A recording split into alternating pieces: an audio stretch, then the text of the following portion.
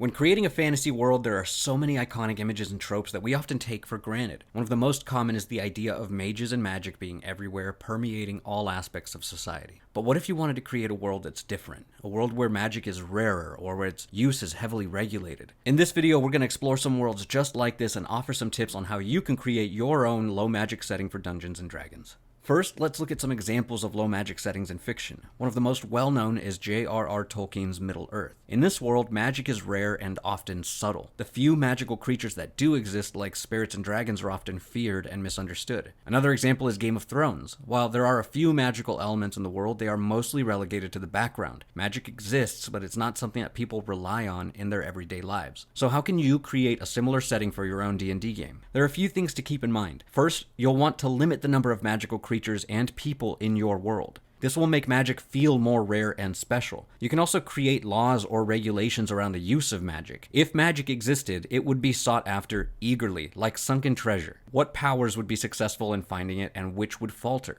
How would this change how people see the world? You can also use magic as a plot device rather than an everyday occurrence. In most D&D settings, the heroes are often looking for magical items or trying to stop some sort of magical threat. But in a low magic setting, the heroes might be the only ones with access to magic. This can make them feel more special and powerful, and let's be honest, like the main characters of the story, because they kind of are. Another thing to remember is that it's okay to tell your players that they can't play spellcasters or that the magic item they are looking for is not in stock. This isn't to punish them, but rather to reinforce the feeling that magic is rare in your world. By making magic less common, you can even enhance the story of the game by making the moments of true magic extra special. When designing a low magic setting, keep these things in mind, and you'll be well on your way to creating a unique and memorable world for your players. After all, nobody told Tolkien his world didn't have enough magic in it, did they? The key to remember is that the difference between a low magic setting and a high magic setting is that one is more rooted in realism while the other is more based on fantasy. So if you want to create a low magic setting, make sure that your world feels grounded and believable, and don't be afraid to pull on real world elements to help. Another thing to consider is why magic is rare in your setting in the first place. Is it because the world is young and hasn't developed its magical potential yet? Or is it because some great magical disaster happened in the past